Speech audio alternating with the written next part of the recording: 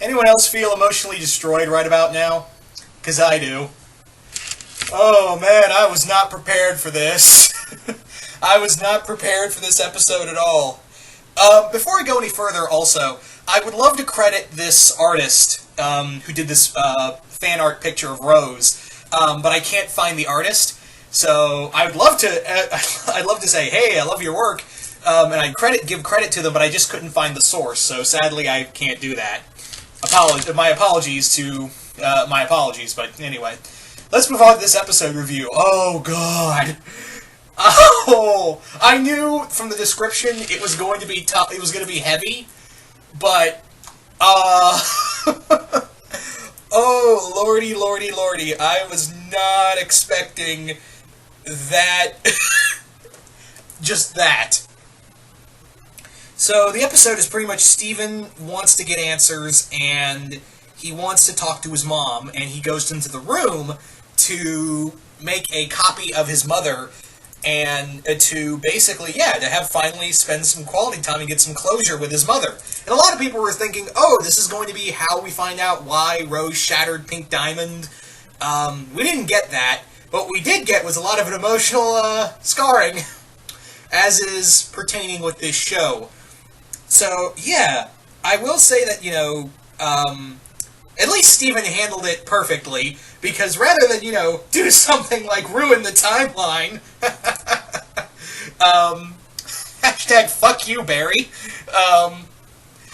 Anyway, so, as I was saying, this, Steven goes in there, and you think, oh, he's going to, totally lay it out on his mom, which he eventually does, but first, he never gets to hang out, he never got to do anything with his mother on a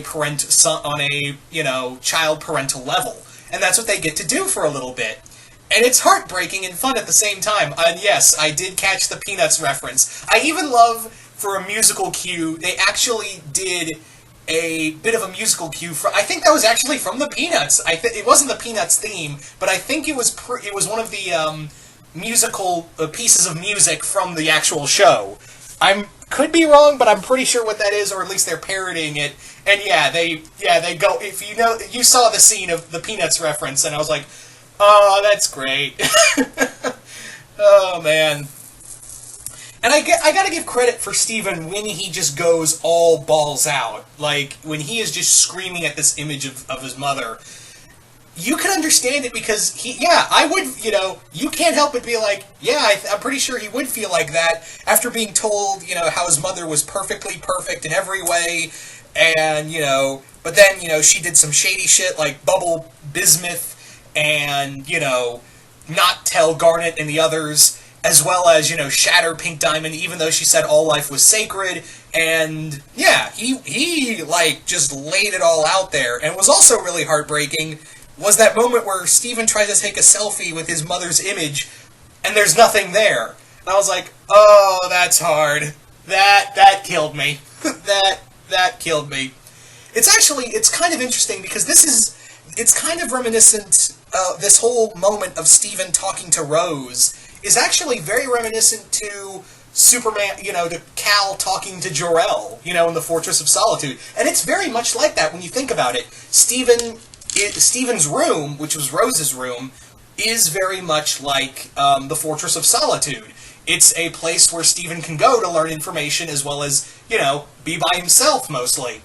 And that image of Rose is very much like how when, Superman got to meet Jor-El for the first time. It was an image of his father. But it's a little different here, where it's just a, magical manifestation of his mother, whereas with Jor-El, it's, holograms in his downloaded memory, depending on how, what the writer says of what Jor-El's image is. So, that's kind of the thing, is, it could be, Jor-El's kind of differs from the computer program to memories downloaded in there. It varies, but still, you get what I mean. So it's very reminiscent of, when Superman goes to talk with Jor-El. But, I don't think Jor-El and Superman never had a conversation this heavy. Again, I can understand where Steven's coming from of, just unleashing all of this anger that's been building up a lot inside of him very much. It built up within him for so long, especially in this season, and how far this season's gone, as well as towards the end of season 3. We saw a lot of he's been thinking about about Rose a lot, and how she projected herself, and this perfect image that he had of his mother is kind of torn down.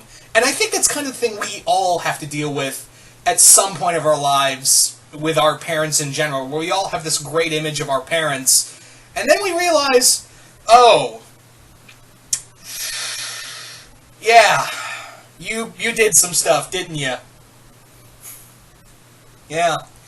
Again, this is real. This is probably one of the heaviest moments in the show. Like one of the heaviest, like emotionally charged episodes of the show. So yeah, once again they ripped my heart out after giving me a fun episode of Connie, Lapis, and Peridot and Pumpkin all palling around. Then out of nowhere, Rebecca Sugar just sneaks up behind you and just ninjas you from behind with the feels. And I wasn't prepared. Even though I knew I should have been prepared, I was not prepared for this. Ooh. Yeah. So this was a lot of fun. This episode was really good. I absolutely loved it. Just goddamn Rebecca Sugar and everyone a part of Steven Universe. Goddamn. Anyway, so yeah, this episode was great. But you guys tell me, what did you guys think of this episode of Steven Universe? Did you guys like it? Did you guys hate it? Just comment below, let me know. Once again, hope you all enjoyed this. And yeah, just comment below, let me know what you guys think of all this. And once again, hope you all enjoyed this. And I will see you guys later.